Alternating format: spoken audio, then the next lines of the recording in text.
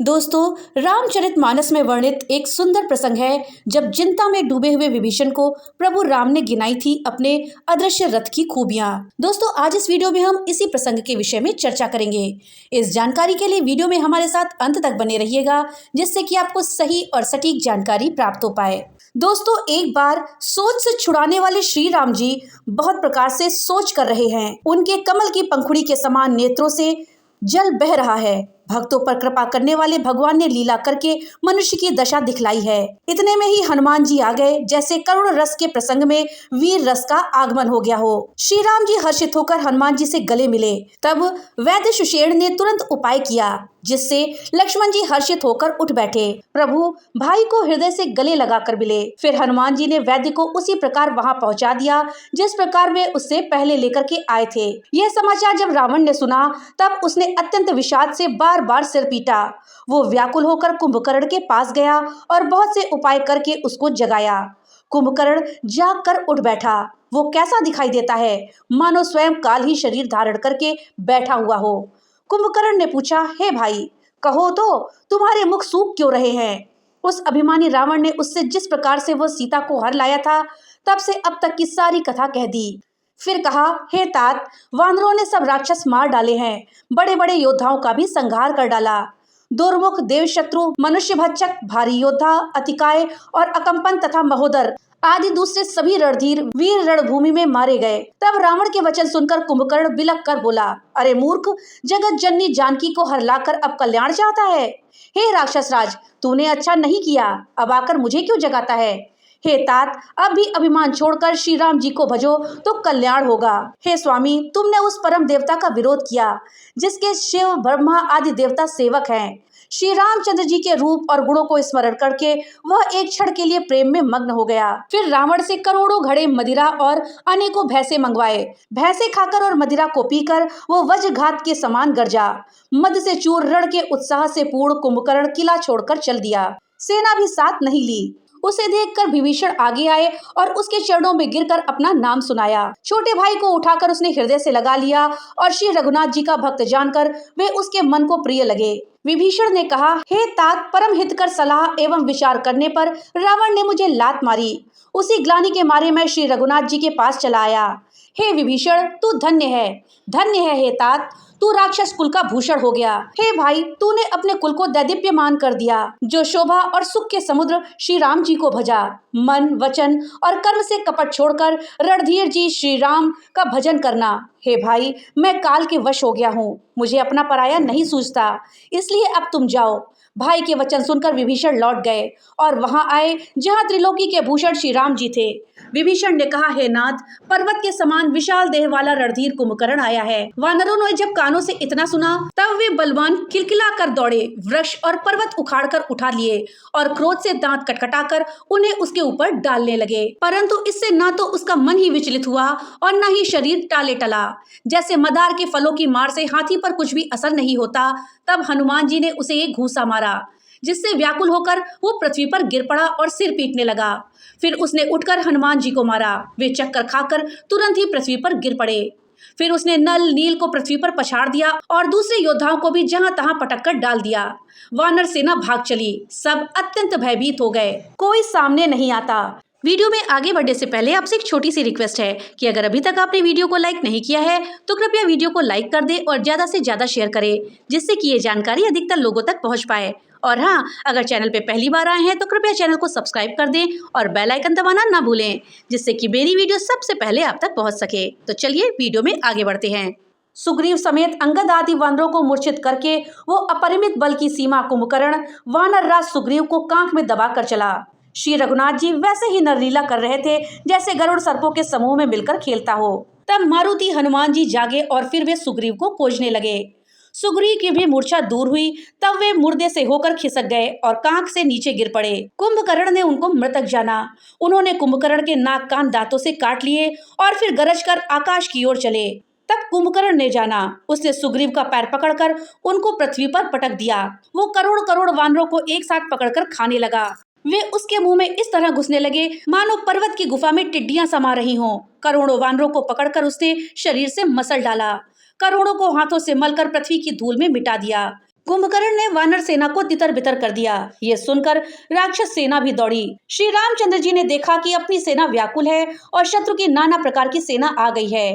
तब हाथ में शार्ग धनुष और कमर में तरकस सजाकर श्री रघुनाथ जी शत्रु सेना को दलन करने चले। प्रभु ने पहले तो धनुष का टंकार किया, जिसकी भयानक आवाज सुनते ही शत्रु दल बहरा हो गया। फिर सत्य प्रतिज्ञ श्री रामचंद्र जी ने 1,00,000 बाण छोड़े। वो ऐसे चले मानो पंख वाले काल सर्प चले हो। जहां तहां बहुत से बाण चले, जिनसे भयंकर राक्षस योद्धा कटने लगे। प्रभु के बाणों ने क्षण मात्र में ही भयानक राक्षसों को काट कर रख दिया। फिर वे सब बाण लौटकर श्री रघुनाथ जी के तरकस में घुस गए। कुंभकर्ण ने मन में विचार कर देखा कि श्री रामचंद्र जी ने क्षण मात्र में राक्षसी सेना का संहार कर डाला। तब वो महाबली वीर अत्यंत क्रोधित हुआ और उसने गंभीर सिंहनाद किया। वो क्रोध करके पर्वत उखाड़ लेता है और जहां भारी भारी वानर योद्धा होते हैं वहां डाल देता है। बड़े बड़े पर्वतों को आते देखकर प्रभु ने उनको बाणों से काटकर धूल के समान चूर चूर कर डाला। फिर श्री रघुनाथ जी ने क्रोध करके धनुष को तानकर बहुत से अत्यंत भयानक बाण छोड़े। वे बाण कुंभकर्ण के शरीर में घुसकर पीछे से इस प्रकार निकल जाते हैं कि उनका पता ही नहीं चलता। जैसे बिजलियां बादल में समा जाती हैं, उसके काले शरीर से रुधिर बहता हुआ ऐसे शोभा देता है मानो काजल के पर्वत से गेरू के पनारे बह रहे हों। महाबलशाली श्री राम जी ने सेना को अपने पीछे कर लिया और वो अकेले क्रोध पूर्वक आगे बढ़े। उन्होंने धनुष को खींचकर 100 बाण संधान किए। बाण छूटे और उसके शरीर में समा गए। बाणों के लगते ही वो क्रोध में भरकर दौड़ा। उसके दौड़ने से पर्वत डगमगाने लगे और पृथ्वी हिलने लगी। उसने एक पर्वत उखाड़ लिया। रघुकुल तिलक श्री राम जी ने उसकी वो भुजा ही काट दी। तब वो बाएं हाथ में पर्वत लेकर दौड़ा। प्रभु ने उसकी वो भुजा भी काट दी और पृथ्वी पर गिरा दिया। भुजाओं के कट जाने पर वो दुष्ट कैसी शोभा पाने लगा, जैसे बिना पंख के मंदराचल पहाड़ हो। उसने उग्र दृष्टि से प्रभु को देखा, मानो तीनों लोगों को निगल जाना चाहता हो। वो बड़े जोर से चिंगाड़ करते हुए मुंह फैला कर दौड़ा। तब उन्होंने धनुष को कान तक तानकर राक्षस के मुख को बाणों के समूह से भर दिया। मुख में बाण भरे हुए वो प्रभु श्री राम के सामने दौड़ा। तब प्रभु ने क्रोध करके तीक्ष्ण बाण निकाला और उसके सिर को धड़ से अलग कर दिया। वो सिर रावण के आगे जा गिरा। उसे देखकर रावण ऐसा व्याकुल हुआ जैसे मणि के छूटने पर सर्प। कुंभकर्ण का प्रचंड धड़ दौड़ा, जिससे पृथ्वी धंस जाती थी। तब प्रभु ने काटकर उसके 2 टुकड़े कर दिए। वानर, भालू और निशाचरों को अपने नीचे दबाते हुए वो दोनों टुकड़े पृथ्वी पर ऐसे पड़े जैसे आकाश से 2 पहाड़ गिरे हों। उसका तेज प्रभु श्री रामचंद्र जी के मुख में समा सा गया। ये देखकर देवता और मुनि सभी ने आश्चर्य माना। देवता नगाड़े बजाते, हर्षित होते और स्तुति करते हुए बहुत से फूल बरसा रहे हैं। दिन का अंत होने पर दोनों सेनाएं लौट पड़ी। आज के युद्ध में योद्धाओं को बड़ी थकावट हुई, परंतु श्री राम जी की कृपा से वानर सेना का बल उसी प्रकार बढ़ गया जैसे घास पाकर अग्नि बहुत बढ़ जाती है। उधर राक्षस दिन रात इस प्रकार घटते जा रहे हैं जिस प्रकार अपने ही मुख से कहने पर पुण्य घट जाता है। रावण बहुत विलाप कर रहा है। बार बार भाई कुंभकर्ण का सिर कलेजे से लगाता है। स्त्रियां उसके बड़े भारी तेज और बल को बखान करके हाथों से छाती पीट पीट कर रो रही हैं। उसी समय मेघनाद आया और उसने बहुत सी कथाएं कहकर पिता को समझाया और कहा कि कल मेरा पुरुषार्थ देखिएगा, अभी बहुत बड़ाई क्या करूं। हे तात, मैंने अपने इष्ट देव से जो बल और रथ पाया था, वो बल और रथ अब तक आपको नहीं दिखलाया था। इस प्रकार डींग मारते हुए सवेरा हो गया। लंका के चारों दरवाजों पर बहुत से वानर आ डटे। इधर काल के समान वीर वानर भालू हैं और उधर अत्यंत रणधीर राक्षस। दोनों ओर के योद्धा अपनी अपनी जय के लिए लड़ रहे हैं। मेघनाद उसी माया में रथ पर चढ़कर आकाश में चला गया और अट्ठाहस करके गरजा, जिससे वानरों की सेना में भय छा गया। वो शक्ति, शूल, तलवार, कृपाण आदि अस्त्र शस्त्र और वज्र आदि से बहुत आयुध चलाने तथा फरसे, परिघ, पत्थर आदि डालने से बहुत से बाणों की वृष्टि करने लगा। आकाश में 10 दिशाओं में बाण छा गए, मानो मघा नक्षत्र के बादलों ने छड़ी लगा दी हो। पकड़ो पकड़ो मारो, ये शब्द सुनाई पड़ते हैं, पर जो मार रहा है उसे कोई नहीं जान पाता। पर्वत और वृक्षों को लेकर वानर आकाश में दौड़ कर जाते हैं, पर उसे देख नहीं पाते। इससे दुखी होकर लौट आते हैं। मेघनाद ने मारुति, हनुमान, अंगद, नल और नील आदि सभी बलवानों को व्याकुल कर दिया। फिर उसने लक्ष्मण जी, सुग्रीव और विभीषण को बाणों से मारकर उनके शरीर को छलनी कर दिया। फिर वो श्री रघुनाथ जी से लड़ने लगा। वो जो बाण छोड़ता है वे सर्प होकर लगते हैं। रण की शोभा के लिए प्रभु ने अपने आप को नागपाश में बांध लिया, किंतु उससे देवताओं को बड़ा भय हुआ। जिनका नाम जपकर मुनि भव जन्म मृत्यु की फांसी को काट डालते हैं, वे सर्वव्यापक और विश्व निवास, विश्व के आधार प्रभु कहीं बंधन में आ सकते हैं? श्री राम जी की इस सगुण लीलाओं के विषय में बुद्धि और वाणी के बल से तर्क निर्णय नहीं किया जा सकता। मेघनाद ने सेना को व्याकुल कर दिया। फिर वो प्रकट हो गया और दुर्वचन कहने लगा। इस पर जाम्बवान ने कहा, अरे दुष्ट, खड़ा रहे। यह सुनकर उसे बड़ा क्रोध बढ़ा। अरे मूर्ख, मैंने बूढ़ा जानकर तुमको छोड़ दिया, अब तुम मुझे ही ललकारने लगा। ऐसा कहकर उसने चमकता हुआ त्रिशूल चलाया। जाम्बवान उसी त्रिशूल को हाथ से पकड़कर दौड़ा और उसे मेघनाद की छाती पर दे मारा। वो देवताओं का शत्रु चक्कर खाकर पृथ्वी पर गिर पड़ा। जाम्बवान ने फिर क्रोध में भरकर पैर पकड़कर उसको घुमाया और पृथ्वी पर पटक कर उसे अपना बल दिखलाया, किंतु वरदान के प्रताप से वो मारे नहीं मरता। तब जाम्बवान ने उसका पैर पकड़कर उसे लंका पर फेंक दिया। इधर देवर्षि नारद जी ने गरुड़ को भेजा। वे तुरंत ही श्री राम जी के पास आ पहुंचे। पक्षीराज गरुड़ जी सब माया सर्पों के समूह को पकड़कर खा गए। तब सब वानरों के झुंड माया से रहित होकर हर्षित हुए। मेघनाद की मूर्छा छूटी। तब पिता को देखकर उसे बड़ी शर्म आई। मैं अजय होने का यज्ञ करूंगा, ऐसा मन में निश्चय करके वो तुरंत ही श्रेष्ठ पर्वत की गुफा में चला गया। यहाँ विभीषण ने सलाह विचारी और श्री रामचंद्र जी से कहा, मेघनाद अपवित्र यज्ञ कर रहा है। हे प्रभु, यदि वो यज्ञ सिद्ध हो पाएगा तो हे नाथ, फिर मेघनाद को जल्दी जीता ना जा सकेगा। ये सुनकर श्री रघुनाथ जी ने बहुत सुख माना और अंगद आदि बहुत से वानरों को बुलाया और कहा, हे भाइयों, सब लोग लक्ष्मण के साथ जाओ और जाकर यज्ञ को विध्वंस करो। हे लक्ष्मण, संग्राम में तुम उसे मारना। देवताओं को भयभीत देखकर मुझे बड़ा दुख है। हे भाई सुनो, उसको ऐसे बल और बुद्धि के उपाय से मारना जिससे निशाचर का नाश हो। हे जाम्बवान, सुग्रीव और विभीषण, तुम तीनों जनसेना समेत इनके साथ रहना।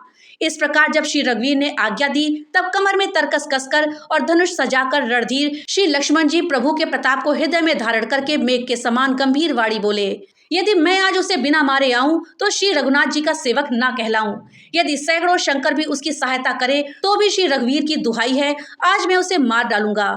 श्री रघुनाथ जी के चरणों में सिर नवाकर शेषावतार श्री लक्ष्मण जी तुरंत चले। उनके साथ अंगद, नील, मयंद, नल और हनुमान आदि उत्तम योद्धा थे। वानरों ने जाकर देखा कि वो बैठा हुआ खून और भैंसों की आहुति दे रहा है। वानरों ने सब यज्ञ विध्वंस कर दिए, फिर भी वो नहीं उठा।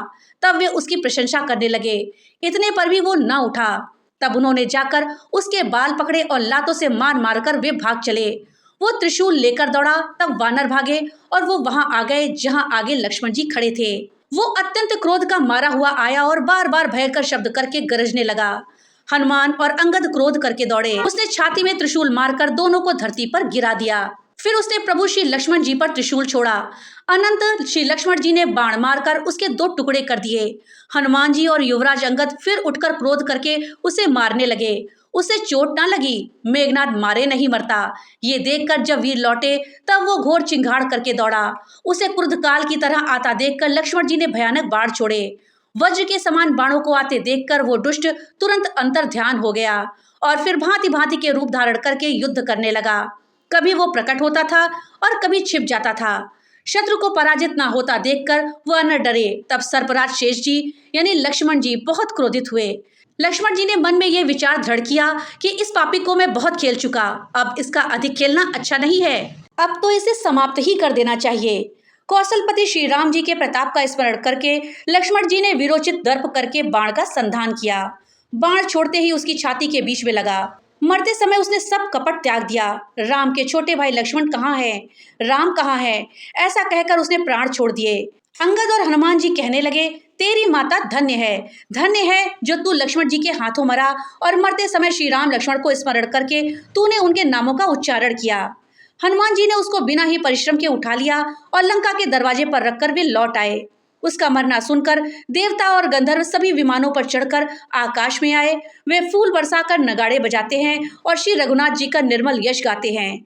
हे अनंत, आपकी जय हो। हे प्रभु, आपने सब देवताओं का महान विपत्ति से उद्धार किया है। रावण ने ज्यों ही पुत्र वध का समाचार सुना त्यों ही वो मूर्छित होकर पृथ्वी पर गिर गया। नगर के सब लोग शोक से व्याकुल हो गए। सभी रावण को नीच कहने लगे। तब रावण ने सब स्त्रियों को अनेकों प्रकार से समझाया कि समस्त जगत का ये दृश्य रूप नाशवान है, हृदय में विचार कर देखो। रावण ने उनको ज्ञान का उपदेश दिया। वो स्वयं तो नीच है पर उसकी बातें शुभ और पवित्र हैं। दूसरों को उपदेश देने में तो बहुत लोग निपुण होते हैं, पर ऐसे लोग अधिक नहीं हैं जो उपदेश के अनुसार ही आचरण भी करते हों। रात बीत गई, सवेरा हुआ। रीछ वानर फिर चारों दरवाजों पर जा डटे। योद्धाओं को बुलाकर दशमुख रावण ने कहा, लड़ाई में शत्रु के सम्मुख मन जिसका डामाडोल हो, अच्छा है वो अभी भाग जाए। युद्ध में जाकर विमुख होने में भलाई नहीं है। मैंने अपनी भुजाओं के बल पर बैर बढ़ाया है। जो शत्रु चढ़ आया है उसको मैं ही उत्तर दूंगा। ऐसा कहकर उसने पवन के समान तेज चलने वाले रथ सजाया। सारे जुझाऊ बाजे बजने लगे। अत्यंत गर्व के कारण वो शकुन अपशकुन पर विचार नहीं करता। उसको क्या कभी स्वप्न में भी संपत्ति, शुभ शकुन और चित्त की शांति हो सकती है? राक्षसों की अपार सेना चली। चतुरंगिणी सेना की बहुत सी टुकड़ियां हैं। अनेकों प्रकार के वाहन, रथ और सवारियां हैं। मतवाले हाथियों के बहुत से झुंड चले, मानो पवन से प्रेरित हुए वर्षा ऋतु के बादल हो। अत्यंत विचित्र फौज शोभित है, मानो वीर बसंत ने सेना सजाई हो। ढोल और नगाड़े भीषण ध्वनि से बज रहे हैं, जैसे प्रलय काल के बादल गरज रहे हो। तुरही और शहनाई में योद्धाओं को सुख देने वाले मारू राग बज रहा है। सब वीर सिंहनाद करते हैं और अपने अपने बल पौरुष का बखान कर रहे हैं। रावण ने कहा, हे उत्तम योद्धाओं, सुनो, तुम रीछ वानरों के ठट्ठ को मसल डालो और मैं दोनों राजकुमार भाइयों को मारूंगा। ऐसा कहकर उसने अपनी सेना सामने चलाई। जब सब वानरों ने यह खबर पाई तब वे श्री राम की दुहाई देते हुए दौड़े, मानो पंख वाले पर्वतों के समूह उड़ रहे हों। वे अनेकों वर्णों के हैं। नख, दांत, पर्वत और बड़े बड़े वृक्ष ही उनके हथियार हैं। वो बड़े बलवान हैं और किसी का भी डर नहीं मानते। रावण रूपी मतवाले हाथी के लिए सिंह रूप श्री राम जी का जय जयकार करके वे उनके सुंदर यश का बखान करते हैं। दोनों ओर के योद्धा जय जयकार करते हुए अपनी अपनी जोड़ी जानकर इधर ही श्री रघुनाथ जी का और उधर रावण का बखान करके परस्पर भिड़ गए। रावण को रथ पर और श्री रघुवीर को बिना रथ के देखकर विभीषण अधीर हो गए। प्रेम अधिक होने से उनके मन में संदेह हो गया कि वे बिना रथ के रावण को कैसे जीत सकेंगे। श्री रामचंद्र जी के चरणों की वंदना करके वे स्नेह पूर्वक कहने लगे, हे नाथ, आपके ना रथ है, ना तन की रक्षा करने वाले कवच है और ना ही जूते हैं। वो बलवान वीर रावण किस प्रकार जीत जाएगा? कृपा निधान श्री राम जी ने कहा, हे सखे, सुनो, जिससे जय होती है वो रथ दूसरा ही है।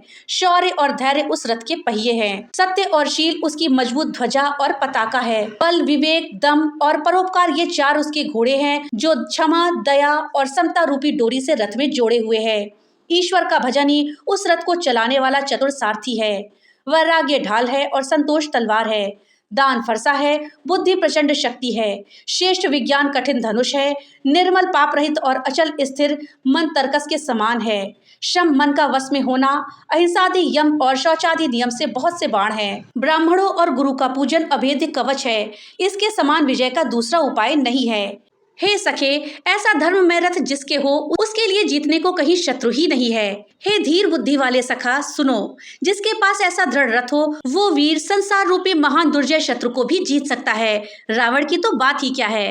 प्रभु के वचन सुनकर विभीषण जी ने हर्षित होकर उनके चरण कमल पकड़ लिए और कहा, हे कृपा और सुख के समूह श्री राम जी, आपने इसी बहाने मुझे महान उपदेश दे दिया। तो दोस्तों, ये था रामचरितमानस का वो प्रसंग जब चिंता में डूबे विभीषण को प्रभु श्री राम ने गिनाई थी अपने अदृश्य रथ की खूबियां। जानकारी आपको कैसी लगी हमें कमेंट बॉक्स में लिख करके जरूर बताइएगा। तो मिलते हैं अगली नई वीडियो के साथ, तब तक के लिए राधे राधे।